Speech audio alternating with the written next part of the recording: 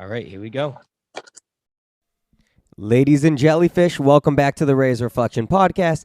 Thank you so much for finding your way here. There are a lot of options out there, so I appreciate that you make me one of them. I'm eternally grateful for that. Make sure you like, comment, share, subscribe. That's the only way that we're going to continue to grow. And follow me on the socials at I'm Nathanael Reyes. Before the intro, some love to the partners. Jocko Fuel, clean fuel without compromise. Mad Rabbit Tattoo Aftercare, be bold, be you. And use promo code at checkout, Reyes Reflection, for both those sites. And Arave cards, completing sets one card at a time. Check out their eBay and Facebook page to get yourself going on your Pokemon card collection. Now, on to the introduction of my next guest.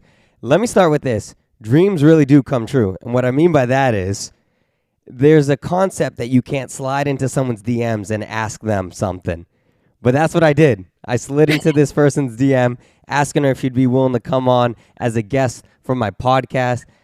I also have been asking since August. So persistency is key, my friends, okay? We are finally here. She is an actress, a dog lover, volleyball player, Lord of the Rings enthusiast, Iowa State alum. So without further ado, Dhayna, welcome to the pod. Thank you very much. Really excited to be here. And exactly like you said, took me a little while, but I'm really excited to be able to come on the show and just get to know you. Yeah. Did I do my best to encapsulate everything that you are? You really did, honestly. Yeah. Especially the Lord of the Rings. I was trying to like frame up the shot so you could see my Lego sets in the background. Yep, I see that. Yeah, my Lord of the Rings Lego sets. I saw that you posted something on your story not too long ago about you playing with Legos or building Lego sets. Is that something you thoroughly enjoy doing? I love building Lego sets. I don't love how much they cost, but I love to build them in general. So they're pretty pricey. What's the highest piece ensemble that you've built up? It would be the Rivendell set. That one came out, I think it's almost been about a year now, in April of last year. I don't remember the specs on it, but for reference, it took me about 24 hours to build the entire thing. I actually started building it on a Sunday. I woke up at 8 in the morning and I took the day off of work. So I took off that Monday so I could just continue to build it. It took me all of the Lord of the Rings movies, the extended edition, as well as all of the Hobbit movies, including the extended edition of the Battle of Five Armies. It took a hot minute. So I was going to make a joke saying that you skipped work, but I didn't even have to make that joke. You legitimately did skip work. I literally took the day off of work, called in sick. I was like, I'm sick. I'm sick building this Lego set. That's what I'm doing. Yeah, exactly. It is a really cool thing. I've done a couple, and it is really cool. I think, one, it reverts us back to our childhood self, but also, secondly, it's actually really cool to be involved in this little world that you're building. It's almost like when people play, what's the one? Farmville, or I'm trying to think of another. Animal Crossing? Yeah, or games where you can go ahead and make a little world. You can do that with Lego sets. Yeah, no, 100%. And that's like one of my favorite things is just being able to like, especially if it's something that you really enjoy, like a fandom that you're in. Exactly like what you said, it takes you back to your childhood. I have another one that I built there's like a Batman shadow box. And what's nice about that is it's pretty convenient for apartment living because it'll fold up to be like, I mean, it's still pretty large, but when you unfold it, it's like massive. And that one was really fun. I've also built the Land Rover Discovery Lego set. My dad has a Land Rover, and he got the Land Rover Discovery Lego set, and then they also did the Ghostbuster car, and I built that one over winter, like the winter break. So that was really fun. That is really cool. I wish I had something that I loved to do like that and was able to display. Unfortunately, I'm not a good artist. I'm not patient with puzzles. That's my problem. I like puzzles. I'm just not patient with them. That's the problem. After a certain point, I start to get a little antsy, and I'm like, when is this going to be done? And then I'll get back to it. And then afterwards, I get so frustrated that I'm like, I'm just going to put this away now. I'm the opposite. Over, like the holiday time frame, I was in between the job that I was previously at and then the job that I was about to start. And, you know, I had 2 weeks where I wasn't working, which was like blessed. It was incredible. Um, and during that time frame, I think I would average 2 500-piece puzzles a day. Yeah, that's a lot. Yeah, I love puzzles a lot. Okay, wow. You know what? You have me beat because I get that way with like 30 to 40 pieces. So I can imagine. It was a good time. It was a good way to just, you know, unplug, be able to focus in on something that's not work, Yeah. and just kind of like, and enjoy a hobby. So it was good. Yeah. It is a fun hobby to do. Do you have any other hobbies you like that are not Legos or puzzles or like video games or anything like that? Yeah. Do I have any? Yeah. Oh yeah, I'm a big video gamer. I'm a big video gamer.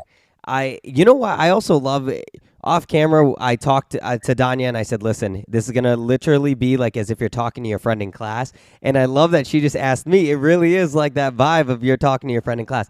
Yes, I am a big video game guy. I love to collect retro video games.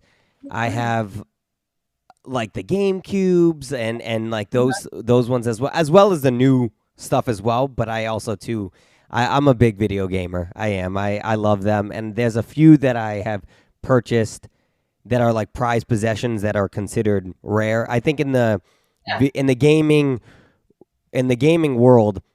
Well, first things first, we're in nostalgia nowadays, and everyone loves the nostalgia. And the thing is about like, so I'm 30. People my age, they love the stuff that we grew up with, the Game Boys, the Game Boy Colors, which is all, yeah, same with you, exactly. So I've noticed that those are going up in price now. But in like 5 or 6 years, the Wii and those game systems will start to go up because the people Yeah. younger than us are going to want that for the nostalgia. Mhm. But there's a couple of those games that I have that they're my prized possessions. And even if I was in the darkest of darks, I probably wouldn't sell just because I've had them since I was a kid, or it took me a long time to obtain that specific video game Yeah. and that system. So yeah, no, I'm a pretty big gamer. I still do like I said, I still play my Switch. I still play Animal Crossing on the Switch. Let's go Eevee. Let's go Pikachu. I still do all Yeah. those. But I do love those retro. No, I don't know. Nothing beats kind of what I grew up with. It may not even be better. It's just what I grew up with. Yeah, exactly. That's the sentimental value. I actually still have my Super Nintendo Yeah. with like Donkey Kong, I mean a whole bunch of different games. And then I also have my Game Boy. Yeah. It's like I still play it like once in a blue moon. I'll like charge it up, plug it in, Yep. play it for like 10, 15 minutes, put it away. So I love that. I do that too. Do you have the Game Boy SP, like the one that you flip up? Do you remember that Yeah. one? Yes. Yeah, the red. I have mine was red. Mine's red. Yep. Mine's I blue. have like I seriously I like found it out of the blue and I was like, when was the last time I put this down? And then I found it like 10 years later. So I was so excited. But I found like a few different games that I played growing up. I really wanted to find I had Donkey Kong and I had Sonic growing up and those disappeared into the ether. But maybe like you said, someday I'll purchase them again and be able to play them for that nostalgic value because that'd be really fun. Yeah. Unfortunately, they're going to be like four or five times more than what they were when you first bought. No, I'm kidding. Oh yeah. Possibly, though. There were some games that I've purchased where it still had the GameStop price tag on it. And it said on GameStop, yeah, believe it or not. And there's a couple that I've purchased, and the GameStop tag was like $9.99, and it sold for $49.99. And I'm like, wow, this is the value of a brand new game today. But it's just crazy because people want that nostalgic feel. They want to be able to be like, no, I remember playing this when I was 5, 6, 7, and now I want to continue playing it. And so, yeah, no, I'm a pretty big video game collector, and I like board games. I do like board games. I have Eels and Escalators from like the SpongeBob, and I have what's the other one? I have it up there, but I can't really see it. Eels and the Flying Dutchman, the Flying Dutchman game. That's so funny. I am not a board game person. I don't know why. It's probably I attribute it to childhood trauma from losing Monopoly when I was younger and probably throwing a fit. But I love SpongeBob. I'm a huge SpongeBob fan. Yeah. Like any situation, there's a SpongeBob quote for it, and I probably can come up with it. I agree. Like that. I live my life on SpongeBob quotes. I think I still say, "Are you feeling it now, Mr. Krabs?" So Seriously, I know. Seriously, there's like I said, any situation you're in, there's absolutely a SpongeBob quote for it. completely, Hands down. completely. My Absolutely. leg. Yeah, literally. And now that I'm getting old, I can say my leg every other day. So I feel like the guy, I feel like the guy who every morning I wake up and I break my arms, and every night I go to sleep and break my legs. I was born with paper skin and glass bones. I feel that. I'm 25, so I'm getting worse progressively. But after this last weekend, I played a lot of volleyball. I feel that in my soul. I texted that same link to my friend yesterday because I sprained my ankle. Oh no. Friends, I'm doing this podcast on a sprained ankle, but Nathanael has worked it. No, I'm kidding. I did roll my ankle. I twisted it pretty bad, but I also have what I reference as Dollar Tree ankles because of how cheap my ankles will fold and will roll. So, but anyways, I'm doing better now. Good. But yes, I did send that link. It's just a funny part, and it's hilarious because they were selling chocolate. Yes. Yeah, I Oh love my God. SpongeBob. Because they got swindled by the guy. Yes. Oh my gosh, that's such a good episode. What's your favorite SpongeBob episode? Do you have one? Oh, put me on the spot. Yes, I do, but I believe it's the one that's canceled. It's the one where they are trying to get the one where they say, "Are you feeling it now, Mr. Oh Krabs?" yeah. I know that. And they panty raid. Oh, and Mr. Krabs' mom. Yeah. Yes. I'm pretty sure it's like midlife crustacean. I don't think that you can watch that on like the CBS or the whatever streaming service offers SpongeBob, but I think you can watch it, online. I'm sure some Reddit page has it, so I don't know. But yes, that is my favorite. What about yourself? I think it's either the camping episode. I love the camping episode. Oh yes. Or the pranks. Oh, what's the word? It's like Impractical Pranksters. Yeah. With the invisible spray. Oh, I love that one. Yes. Yeah. That one's really good. I love that one too. There's so many good ones. There's so many good ones. Oh yeah. Anyone with the Flying Dutchman is also like a 10 out of 10. Or where they have Patchy as like the live action, and then they like somehow work him in those are always so good. You referenced the Flying Dutchman. There's one where the writers were just on point, and it was the one where they what are they doing? It's when they says, "I'm going to get to the bottom of this," and he's climbing the rope, and he goes, "Wouldn't that be the top?" And like, yes, I know exactly the episode you're talking about. That episode, there's just so many one-liners that are just like golden, and it's just perfect. Like even when he says like, "Oh, insulting a man's ship is worse than insulting his mother." Oh no, it was his mother that he referenced, and then, yeah. So that episode, did you know? I can't think of the name of the episode, but it's the one where the Flying Dutchman drops the anchor on Squidward's house, and then Squidward obviously gets pissed off. Which, as a kid, I was always like, Squidward is such a grump. I couldn't imagine. And then as I've gotten older, I'm like, oh, I'm Squidward.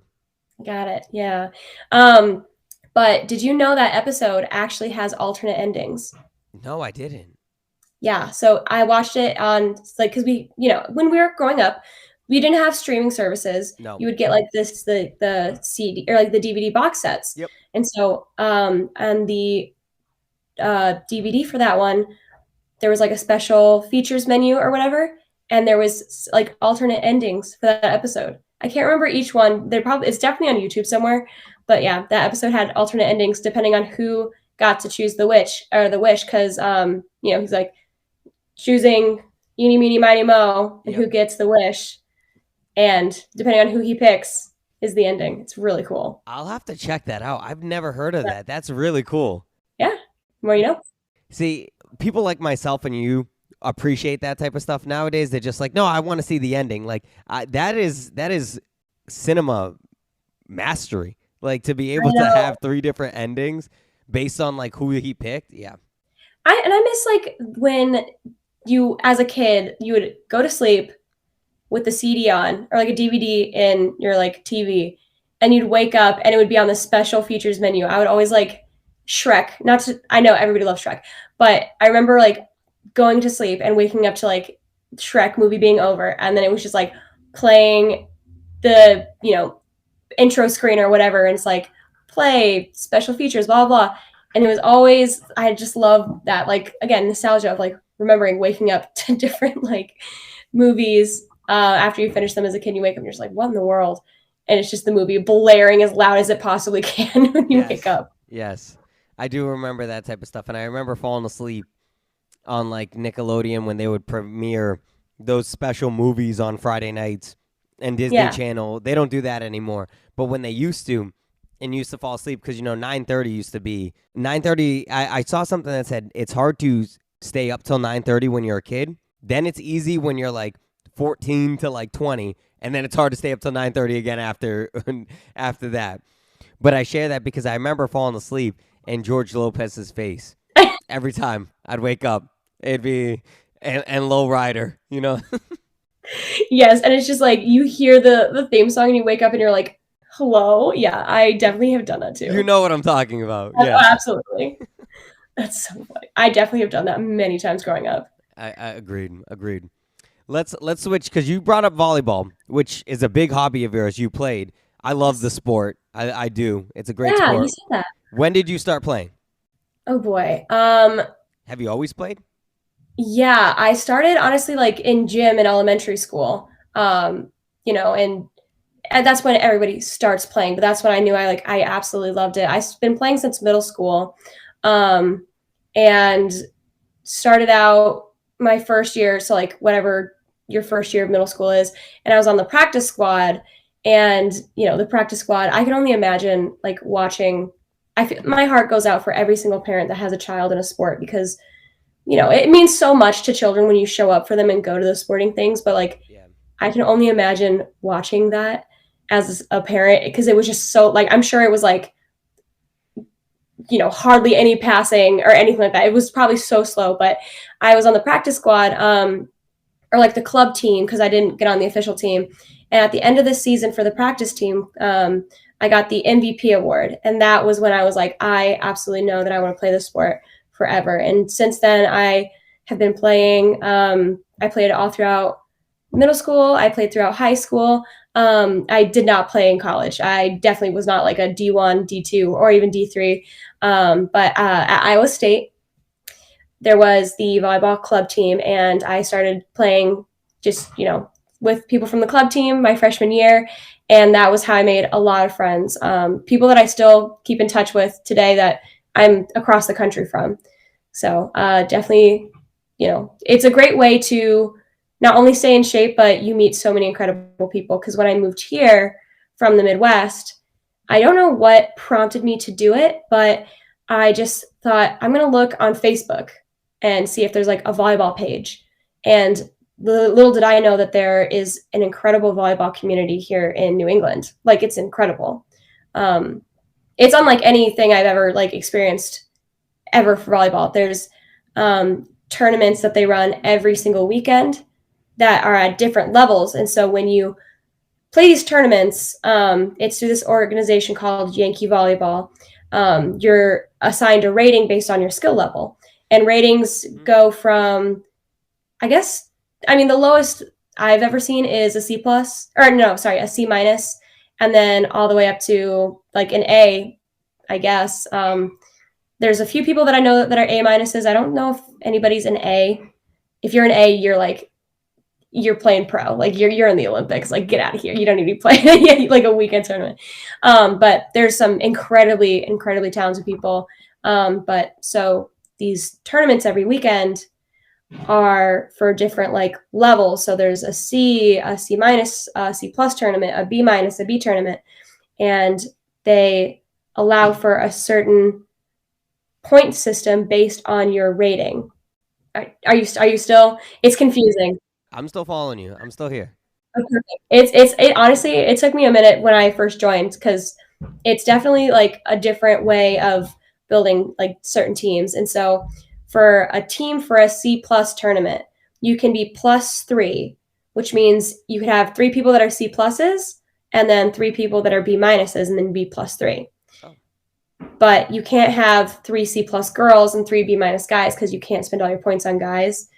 And this is for reverse co-ed, which is also something that was new to me when I moved here. It's instead of playing on a men's height, it's people playing on a women's height with men hitting back row from the 10-foot line. Oh, so they can't be in the front hitting, which makes sense. No, they cannot hit a net. Yeah. It's honestly, it's probably one of the more fun formats other than just like playing like women's, men's 6-on-6. But so they're like different tournaments every weekend. And because of the point system and like being able to be plus 3 points on certain things, you can get so creative with the teams that you make.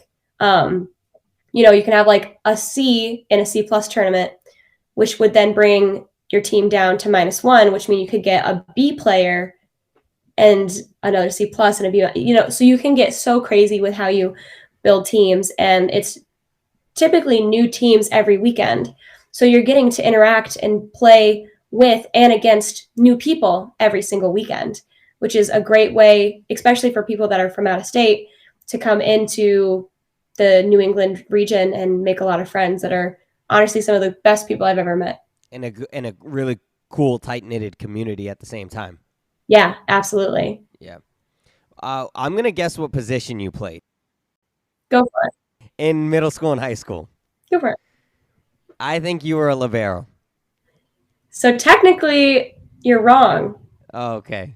That's what I do now, and that's what I should have always done. Yes. But I was a setter.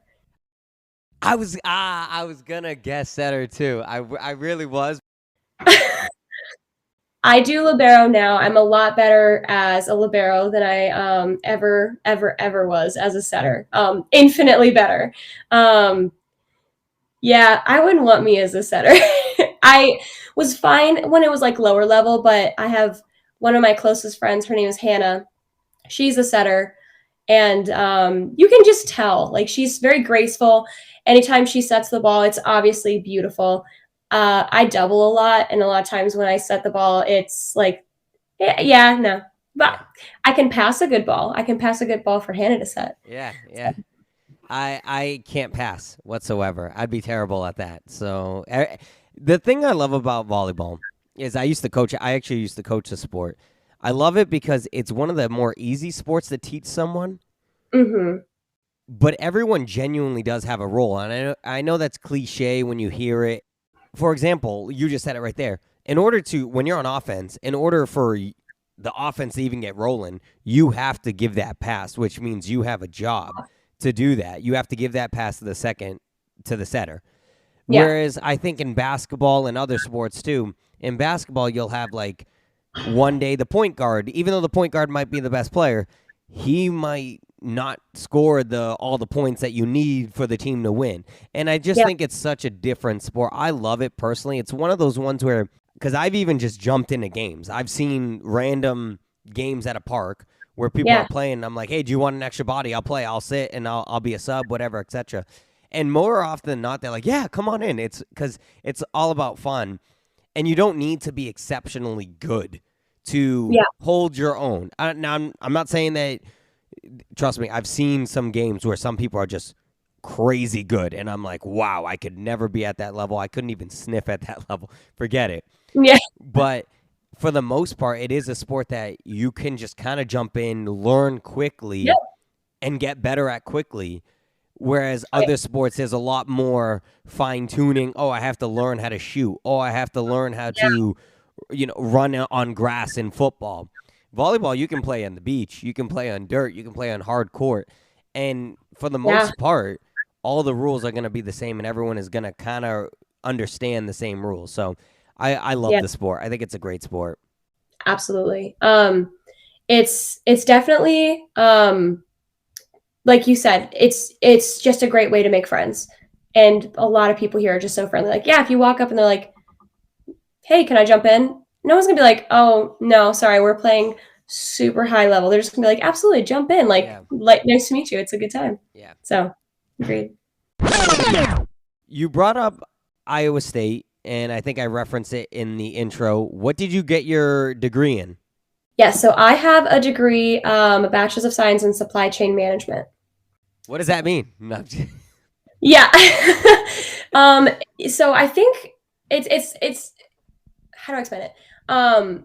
That degree in specific, I think, is kind of unique. I remember when I was in undergrad, they were like, "This is a little bit more unique." A lot of colleges don't, usually offer a supply chain specific degree.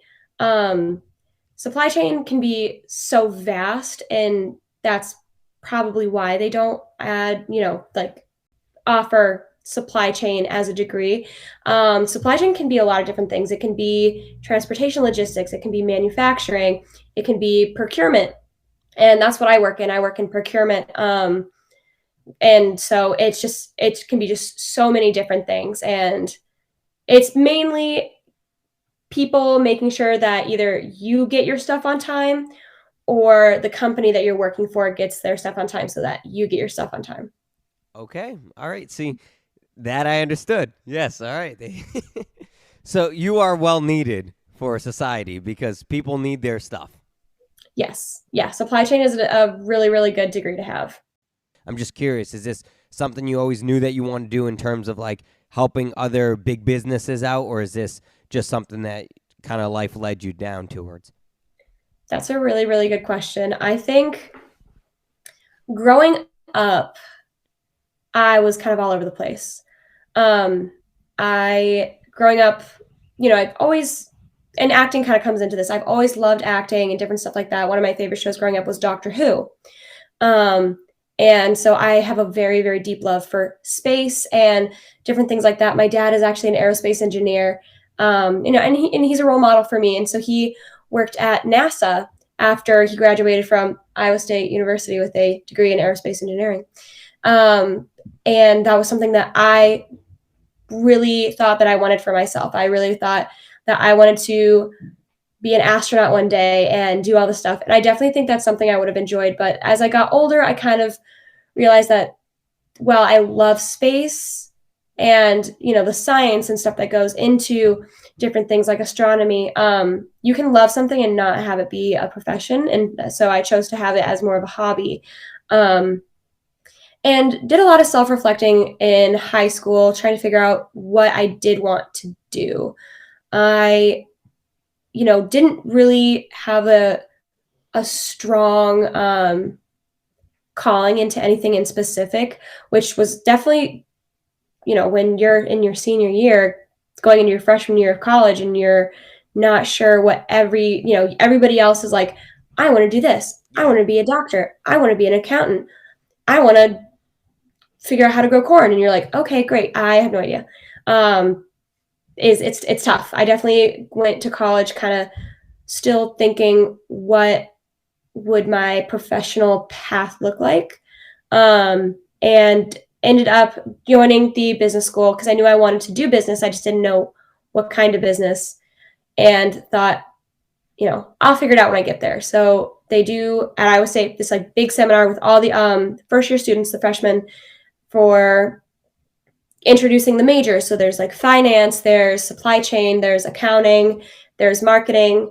And I remember when they got to supply chain, they were it didn't sound like a lot of math because I at the time was not very good at math. And I was like, oh, this major sounds pretty like, low on math, maybe not a lot of engineering. Wrong. I was wrong. Yeah.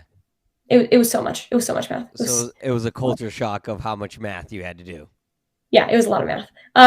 Which I was like so sure that was going to be a non-math major. And yeah, no, like I said, certain facets of supply chain are mega math. And so I figured it out. I got through it, thank God. But it did take me a while to kind of figure out what I wanted to do. Even when I knew I wanted to do supply chain, because like I said, there's so much that you can do with it. I knew I wanted to do supply chain, but a lot of things, especially in Iowa, which is where I was from, is transportation logistics. So like working for companies that will do transportation logistics for like Target or Walmart or other things like that. And I knew I did not want to do that. I had an interview with a place and they were like, yeah, so if you get this job as a new hire, you're going to start off at a rotational program. Your first month, you're going to be working the night shift. And I was like, ooh, ooh, ooh. Ooh, no, no, no, no, no. And then they're like, and also you're going to be making maybe $45,000 a year. And I was like, ooh, ooh, no, no, no, no, no, no, no. No. So definitely had to kind of figure out what I wanted to do in the supply chain space, even after getting the degree, and found procurement. And I think it's a really, after I've been working in procurement a couple years now, and it's a really good fit for me. I do really enjoy it. And it took a long time to kind of figure out, going from that high schooler that's like, I have no idea what I want to do. I have no idea what my future is going to look like. It seems like everybody has it figured out, to being able to figure out what that is going to look like for me, and then get to this point where I am a, supply chain professional now. Yeah, I agree with you. I struggled with that as well. I think when I was in high school, I had all my friends being like, I want to do this, I want to do this, I want to do this. And I remember my guidance counselor would get mad at me because I would crack the jokes of, well, I don't know what I want to be when I grow up because I'm never going to grow up. Like, that was always my mentality, which is good and bad to a degree, I guess you could say. But so I completely understand, because even now, as I'm slightly older, I think about that and I'm like, wow, like it is really hard to tell a 17, 18-year-old, hey, what do you want to do for the rest of your life? And you're going to have to go to school for 4 years right now and determine that. And you're going to be spending a lot of money for that to be successful. So I need to know now. And it's really, really stressful. It's really, really hard. So I do feel bad, because I think that there's a lot of kids in that realm that they just kind of throw themselves into something because the pressure of, well, this friend is doing it, and this friend is going here, and this friend's doing this, and what am I supposed to do? I don't know what I want to do. And I think we almost need to normalize, hey, I actually don't really know what I want to do right now, and I'm going to work my way until I can figure out something I'm good at, or if I think I want to do this, but it turns out it's more of a hobby than it will be a job, which is fine. So I think that that's something that I hope we get to a point where we can normalize that, because I was that person too. Like I said, my older brother was like, I want to, from the moment I can remember, I want to be an engineer. I want to go to school and do math and do all this and learn physics and trajectories and all this stuff. And I was like, I just want to laugh with my friends and hang out and be a normal kid, and which is fine. Again, no shade on him, but that wasn't me. And I think a lot more people are like that. Yeah. And I want to bring up the supply chain from in Iowa, because you said you were from there, and I want to talk about that in a few short moments. So Iowa, there's a lot of port cities, right? Don't they use like Davenport, Iowa? Don't they use? Is it the Mississippi River? I don't know, but don't they use the canal or the river to transport a lot of goods there, or is that not? Not really. No? All right. I don't think there's a lot of port cities in Iowa. All right. Well, you know what? Then we're going to cut this out, because that was embarrassing. No. No, you're good. So a big part of like logistics in Iowa is trucking. There's a lot of people, like there's a lot of big trucking companies, and the railroads, like Union Pacific. I'm not going to go through and like name specific companies, but I do know, I'm trying to think. I don't really think there's a lot of like boats doing boat things in or around Iowa. Okay, you know what? We can just forget that. All right, we can forget that was brought up. I appreciate that you tried to make it. We'll switch into your upbringing in Iowa now, because that was embarrassing. No, it's all good. It's you can't take yourself too seriously. Laugh at yourself. So you said you grew up in Iowa. Yes. What was that like? Mom and dad there? Only child? What was that like in Iowa? Yeah. So this is always my, like, I love to throw this curveball at people. So I actually am from Colorado. I was born in Colorado, and I lived there until like my sophomore year. I lived with my dad. But then I knew everybody in my family went to Iowa State, like everybody. And from a young age, I was always told, like, yeah, you're going to be going to Iowa State. So I knew that I wanted to get in-state tuition. And to do that, I needed to go to in-state high school and graduate from an in-state high school. So I decided, I'm going to take a shot at the dark in this. And I talked to my grandparents, and I moved in with my grandparents to help them on the farm. So I lived on a farm in Iowa. Graduated from a smaller high school in Iowa, rural Iowa, and so it definitely is a very different, having experience growing up in the city in Colorado Springs and then growing up in Iowa, two very, very different existences. So you had a lot of changes even from a young. So did that make moving easier for you? You know how you transitioned from Midwest to New England? Was that easier for you because you've been able to just kind of uproot your life and move to a different part? That's a really, really good question. Maybe. Okay. I think maybe. Because thinking about it, I would say probably, because growing up, that was a really big change, and I had already kind of experienced that. And then, out of college, I had to just kind of, it wasn't as far, but I kind of, after college, had to leave and go to Minneapolis, and I lived there for a little bit. So I would say, I think it did kind of prep me for making a big change like that. Because when you move and you don't have any friends there, you kind of have to get creative on how to meet people and get involved. And so I would say, absolutely. And the reason why I brought that up is because I feel like that was the same with me. So I moved, I want to say I moved like 20 times before I was even the age of 12. And so I moved so much. So because of that, it was always hard for many things. It was very hard for me to maintain friendships because part of me always knew, hey, I'm going to leave. But it also made me bold enough to just meet new people and not be afraid of the ramifications of it. And which I think helps me with like even this podcast, because I'm able to meet someone who I've met maybe 20, 30 minutes ago, and then we can have a full-on great conversation just because that's who I was even in my upbringing, was just the type of person. So the reason why I was asking is just because like I felt that way of like, wow, like even moving now as an adult, it's easier for me. I'm not as fearful of it, where I know some people have some friends who maybe they've only moved once or twice, or they never moved at all. And even the thought of moving gives them so much. Well, moving is a very stressful aspect in general, whether it's a positive move or a negative move.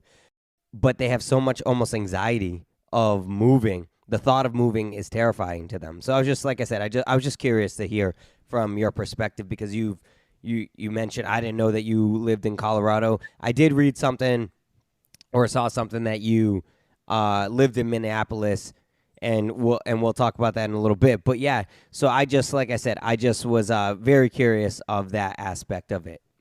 Yeah, I would say I think you and I are the same in that sentiment of like growing up. I would be, making friends in the line at like a restaurant or like at a grocery store. Like I could talk to anybody, and I think that's exactly like what you said. Is it's so easy to put me in front of somebody else, and I can talk to you for 5 minutes, and I'm gonna instantly be like, "Oh, okay, we're best friends now." Yes, you could. You almost can feel it. You could feel the vibe. Yeah. Yeah, absolutely. I'm the same way. I saw you post something about Mothman on your story. Oh my God. Okay, so that made me really happy, and I'll explain why. I've talked to people about Mothman, and nobody knows who I'm talking about. They think I'm crazy. And I'm like, wait a minute. No, it's like a folklore in the United States.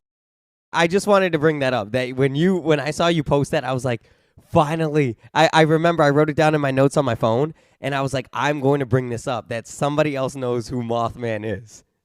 Yes. I'm going to, if that's okay, I'm going to plug another podcast. Go ahead. Please do so. My favorite podcast, and That's Why We Drink. They do poetry slam, and one of their things is cryptid is unscripted, and they exactly what it sounds like. They have people like write in, and one of their favorite things is people will write in like slam poetry about Mothman. And that's just like, one of their favorite things that they talk about. And that's why we drink is like a true crime paranormal podcast that, kind of covers all that fun stuff. And that's kind of where I first heard about it. And I love Mothman. I think it's so funny. I love eating donuts too. It's one of my favorite folklores, I think, ever. I know everyone is caught up on Bigfoot. To me, I'm like, wait a minute, Mothman? Because I remember I was trying to explain to someone, I was like, you don't understand. They genuinely believe in this person, and they say that whenever something bad happened, like there was a big bridge that collapsed, they were saying that they saw a Mothman. Yeah. I remember I was sitting with like 4 or 5 other people, and I was talking about Mothman, and they looked at me like I was insane. I go, it's a real thing. Trust me, it is. So like I said, when I saw you post it on your story, I go, oh my goodness, she knows who Mothman is. I must bring this up. Well, so do you know about the Bridgewater Triangle? No, I don't. Is it related to Mothman? It is not. It's a New England, and I don't want to speak on it too much because I don't want to get something wrong and look like a silly goose, but it's okay. I said that Iowa was a port state, so don't. And it's in the middle of the USA now that I'm thinking about it, so forget. So I look like a silly goose anyway, so we're good. We'll be even. So the Bridgewater Triangle is an area in Massachusetts, in Bridgewater, that they say a lot of some spooky stuff happens there, like some real spooky stuff. And there's a cryptid there that you'll have to look into called the Puckwudgie. Puckwudgie. Yeah. I'm writing this down. The Puckwudgie. And this cryptid just, it causes all the chaos. It chooses chaos constantly. But on top of the Bridgewater Triangle, there's also like people say they see like strange lights in the woods. There's more paranormal activity. There's, potentially some extraterrestrial stuff going on in the Bridgewater Triangle. So it's in Massachusetts. It's you should look into it. It's pretty crazy, but yeah, look into and look out for Puckwudgies. So I'm just letting you know, tonight when I can't go to bed at 11:30, this will be the rabbit hole that I go under. Good. You'll have to let me know what you find because it's one of my favorite things. It's so funny. I love that stuff. I love La Llorona, the curse of La Llorona. I don't know if you know the weeping woman. That's one of my favorite ones.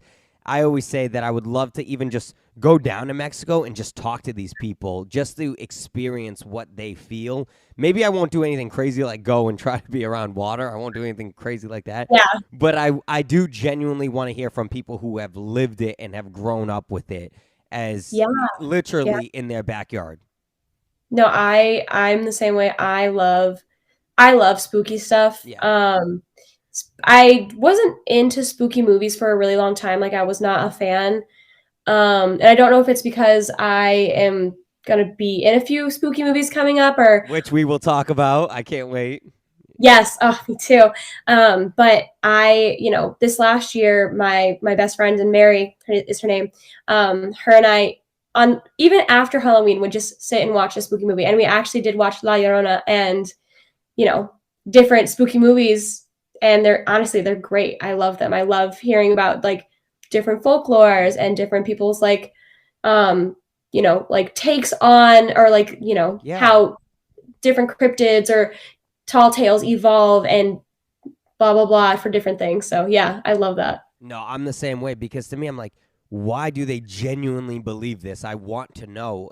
And you can, when someone's being disauthentic, you can feel it. These people are very authentic with their sharing. So you almost feel it and you gravitate towards that because the authenticity is there. So, no, I'm the same way. I'm the same way. So I will go down the Puckwudgie rabbit hole, and I will definitely let you know what I find. So I love that. You brought it up, you lost your job in Minneapolis because of the pandemic. Prior to moving to the East Coast, what did you do for work? Was it still the commercial stuff, or is it just something? Because you said you lost your job, which I did too during the pandemic. Unfortunately, it affected a lot of people. Yeah. Because you also said you wanted to change at that point in time. So I just want to talk a little bit about that. Yes. So exactly exactly what it sounds like. I was working at a smaller company kind of out of college that was in supply chain. That was my first like procurement job. And this was a tough one, but I'd been working there. So I graduated from college early, and I'd been working there for like six months. And of course, the pandemic happened. So I decided to go on a vacation, even though it was, vacation. I drove from Iowa to Colorado to be with my dad because he was still living in Colorado at the time. And we just went on like a big camping trip. And even though it's still the pandemic, we were out camping, and it was the first day we were back from being above tree line. And it was the first day I had reception, and we were just getting food somewhere. And I got a call from a unsaved Minneapolis number. And I remember looking at my dad, and I went, ooh, I think I'm about to get fired. And I pick up the phone, and the guy's like, hey, is this Danya? And I was like, yep. He's like, hey, this is Greg. I'm here with other Greg and John. How you doing? And I was like, at this point, I was like, I already know what this is about. Just get to it. And I was, and they called me while on vacation to lay me off. On vacation. I was on vacation. They're lucky they even got me when I was below tree line and had reception, but they laid me off on vacation. And right there, I was like, you know what? I have been in the Midwest my entire life. I want to do something new. I want to do something spontaneous. So I, thankfully my like place that I was renting from was super chill. And they were like, listen, this has happened to a lot of people. We're not going to penalize you for like ending your lease early. So I kind of packed everything in my 2003 Chevy Impala, all my possessions in my Impala, and drove all the way across the country to New Hampshire. I came out here and I was staying with my grandparents for a little bit, and I didn't have a job. So I was kind of like living off of what unemployment was giving me, which, I was very blessed to have family to help like support me. But I was able to find a job with a company here in Boston and continue to work in sourcing and procurement. And basically, the story just kind of writes itself from there. I was able to work there for a while, make a lot of really good friends, when I first started to move here, especially in volleyball, as the world started to recover from the pandemic and volleyball came more accessible, and different stuff like that. Well, on behalf of New England, because I am basically the mayor, welcome. No. So glad that you were able to make your way here. And I think that there's a lot of opportunities and even things that you get to experience for a first time.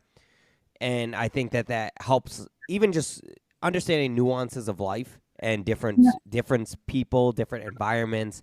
And you would have never been invited to arguably one of the top podcasts in the world. I don't know. Easily.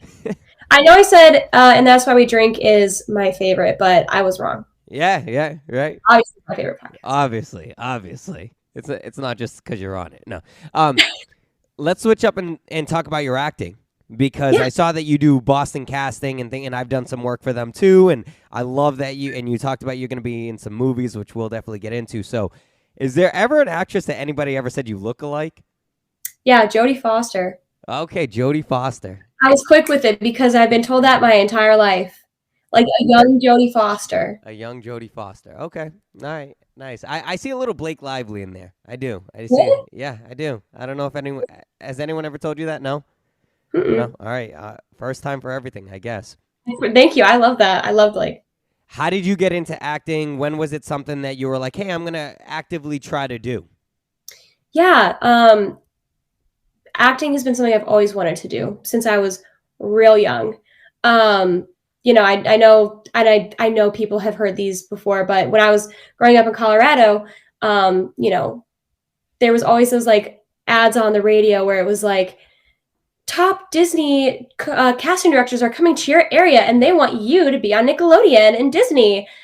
Come to the mall and pay us $5,000 and blah, blah, blah, different. I was always like wanting to do stuff like that. And I've always wanted to, do acting. it's definitely tough. By the way, I don't mean to cut you off, but you did that wrong. They do that part, but then they go, by the way, if you go to the mall at $5,000, they do it super fast. So that way Oh, they yeah, trick you. exactly. No, I'm just kidding. Go ahead. Exactly. It's for 5 convenient payments of $1 million. You can maybe talk to these people and maybe get a role. Maybe, Yeah, probably not. maybe. No, probably not. You're going to be an extra. And they say it super fast. So that way you're like, oh, I might be casted on Disney, because I would hear those same ads and I'd be like, yes, I would love to do it. And I remember one time my mom took me to one and it was a complete scam. Scam. So. Yeah, thankfully I did not. My parents were, they were like, for better or for worse, they were like, no. Yeah. But again, for better or for worse, it was something that I'd wanted to do my entire life. I grew up watching, like I said, I grew up watching Doctor Who and like other TV shows, and I always would think of myself on those TV shows and like dreaming of me being on TV shows like that. And, I knew this was something that I'd wanted to do from a young age. We talked about, being in school and not knowing what you wanted to do. Growing up in school, we would sometimes take those like not personality tests, but like those tests of like, what you should maybe want to do one day when you grow up. I remember those vaguely. I do remember those. I don't think they do that anymore, but I do remember taking those tests. Yeah. Well, when I did it, I would get actor. Oh, so you were like, this is what I have to do. Yeah, I've always wanted to do acting, and I've always wanted to like pursue it. And unfortunately, when I was younger, I didn't necessarily have, which is unfortunately the story for a lot of, I feel, people that start acting maybe in their adult years. I did not really have the backing from my family at a younger age. And so I was able to do things like school plays and different things like that.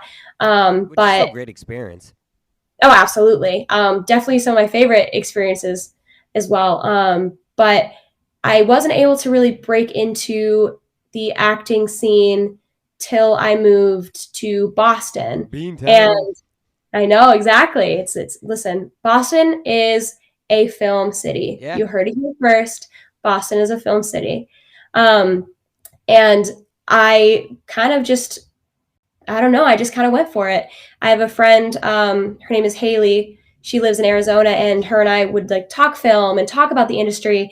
And she kind of gave me, some tips and tricks about getting started. And I remember I did, I signed up for Backstage, and then I signed up for some acting classes, and I, started meeting some people. And I've been acting professionally for about, I guess for almost the entire time I've been here. So about like 3-ish years. And even in that amount of time, I've been able to meet just so many great people. I've been able to audition for so many great projects and, thankfully book a few really great projects. Stuff that'll be coming out in the next, unfortunately, this is how it works, the next few years. It's not a quick turnaround, but stuff that I'm really, really excited to share with, with the world, and be able to say that I was a part of, this production. I was a part of, this crew and, in this cast and stuff like that. Yeah, I got my first horror role in a Backstage ad. So really? Yeah, I did. I love that. What was the movie? Oh, I'll have to share it off camera. Just I don't want people to know and then put me on blast. It was my very first one. I think I was like 18, 19, and I messed up so much. Like, I didn't know continuity. Like, there's a lot of things in the industry, as you know, that like people just don't understand. I think when you watch it on TV, it seems easy, and you think, hey, I can just say a couple stuff and go home. It's really not that. There's a lot of things behind the scenes that you're working, and there's a lot of people who are trying to make that production perfect. Yeah. And I heard one time somebody say this. They said, if it's perfect, that means that so many people did their job right. And what I mean by that is, for example, if your hair is parted to the left in one scene, but parted right in the other, somebody didn't do their job, and they didn't say, hey, look, you need to part your hair the other way. Mm-hmm. So the reason why I bring that up is because the very first one that I did, it was a student film. It was like a 15, 20-minute horror student film, and I was actually the bad guy. I know. Crazy how a guy like me is the evil one. I auditioned to be the good guy in the film, but then they had me be the bad guy. And the reason why I remember is because most of my scenes were outside. But I was so darn cold. I was so stinking cold that there were some scenes where I'd put my hands in my pocket. But then in other scenes, I didn't have them in. So it's like that's what I meant, like in continuity, and like these are things that you learn, because looking back on it now, I'm like, man, I would have just kept my hands in my pocket the whole time. Like those are things that you just learn as you go on, which I think, like I said, some people are just like, oh, I just say some stuff.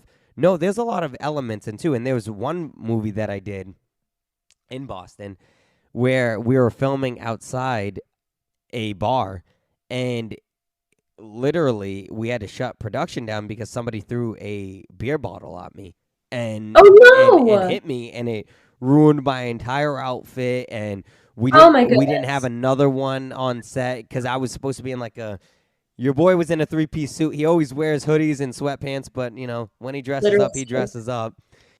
I do that on purpose. It's for the wow factor, so that way when you see me dressed up, it's like wow. But no, not nonetheless.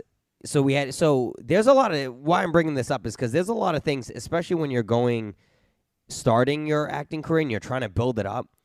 It's not just somebody went ahead and you see these films, and it's not just somebody woke up one day and it's like boom, you're this person. No, there's a lot of little films that they had to do to get to that point. Speaking roles, continuity, things they had to learn, even just placing. How am I going to be? How am I gonna deliver this line? So I share that because it's really not an easy field to be in. I've learned that just in the short films that I've done. But I want to talk more about your projects. Even though you have some coming up, like Sins of the Devil, which sounds really cool. I can't wait. I read the short synopsis or the short little plot of what it's about, and sounds really cool, and I can't wait to watch it. But you've done some other ones that I believe are out or are already out. Is that correct? Yes, there's a few that are out. There's going to be more coming out this next year. Okay. Okay. Yeah, because I think I saw The Final Funeral, right? Yes. Is that one already out?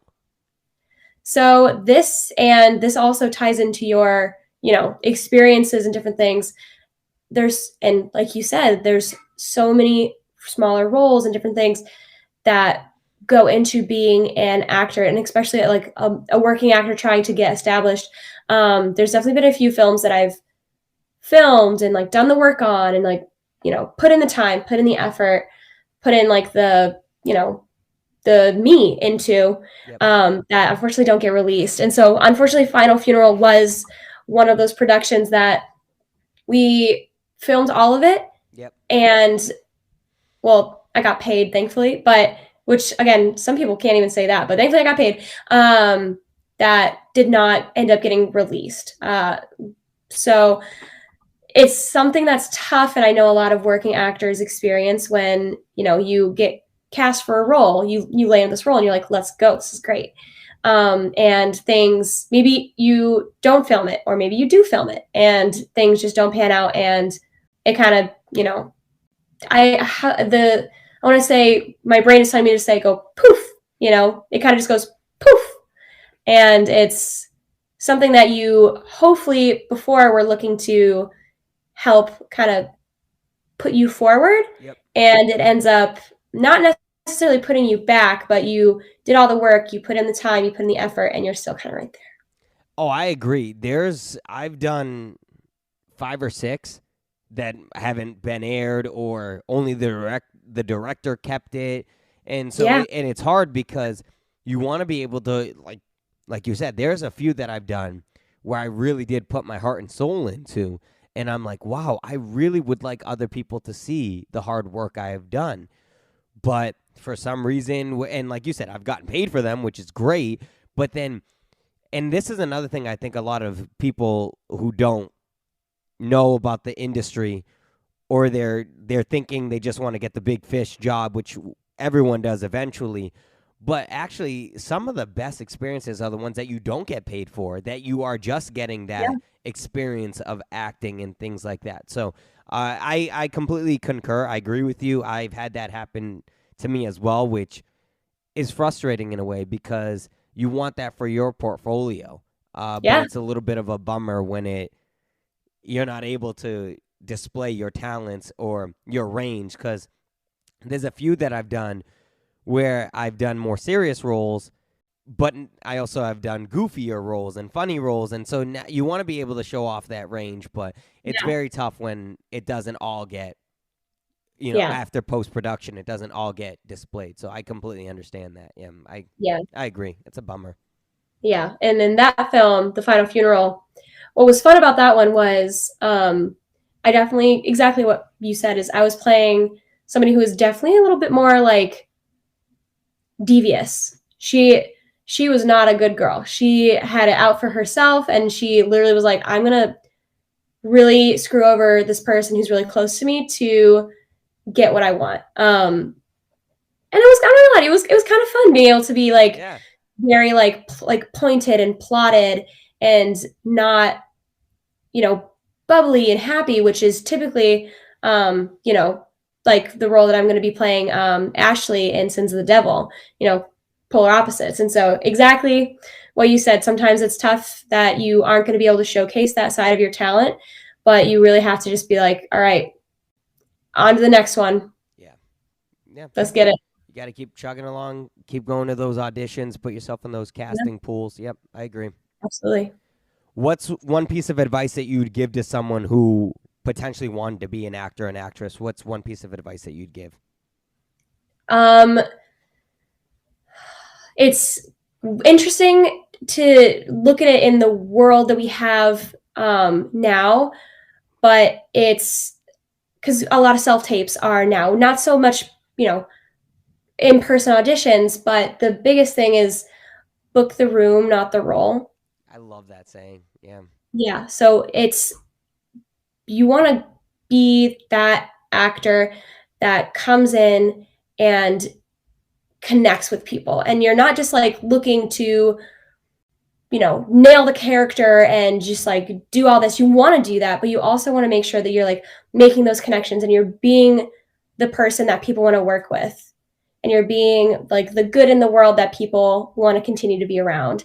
And I would definitely say when you are a new actor, making sure that you are just making as many connections as you possibly can, whether that be fellow actors, whether that be your instructors, whether that be through like any like showcases or anything like that, making those connections, making those friends, and fostering those friendships, and not just being like, oh, I had class with this one person. We follow each other on Instagram. I like her story sometimes, but like following up with people, and, you know, continuing to just be like present, booking the room, not the role, being the good in the world, I think is the best thing that you can do.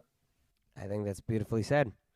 There's one more thing I'm going to bring up before we do rapid fire questions, and then Yes. we're all done.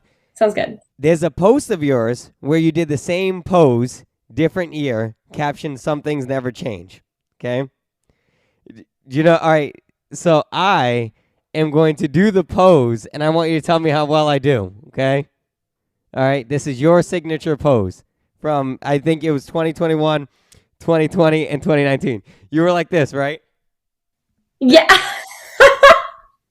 How'd I do? Scale of 1 to 10. Oh my god, it was close. All right. It wasn't spot on. It was close. Oh man. All right. Next time.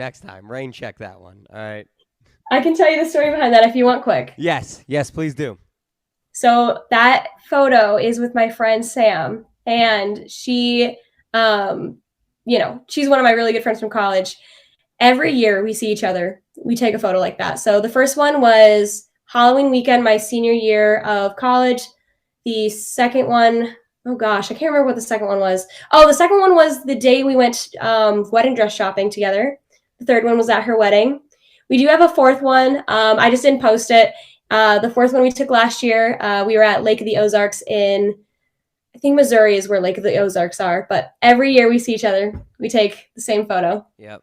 So some things never change. I love that. Never. I love that. All right. So about a 4 for me. Is that being generous? 1 to 10? 4.2. It was 4.2. good. It was Okay. okay. All right. I'm okay with it. It means room for improvement. All right. All right. You ready for some rapid fire questions while we wrap up? Yes. All right. Cool. Is there a cool trick of yours that, or something about you, a cool thing about you that you can do that not many people know? Oh, that not many people know? Yeah, we're opening up.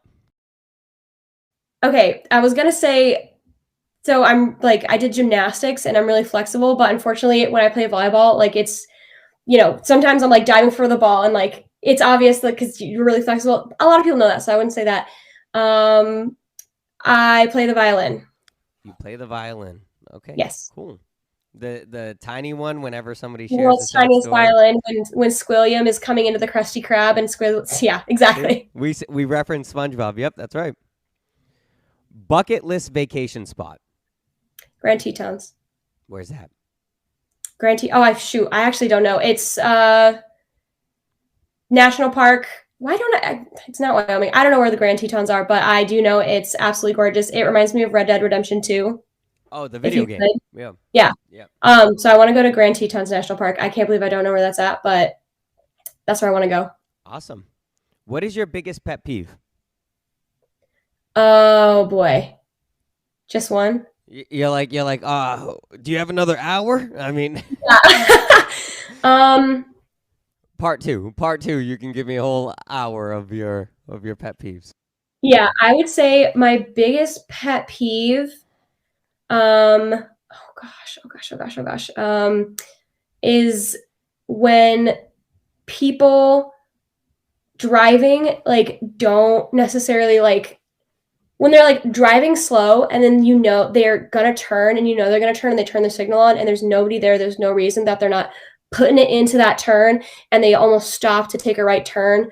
I got places to be. I got things to do. You gotta turn. You gotta go. I gotta go. That's my biggest pet peeve. People not knowing how to drive.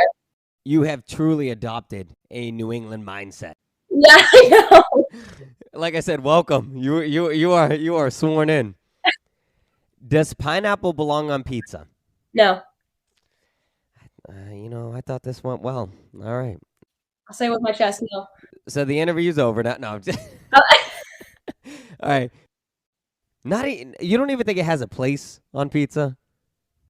I mean, you have to. It's not. You can't have it just be pizza, cheese, pineapple. You have to have something Oh, else with no. it. That's disgusting.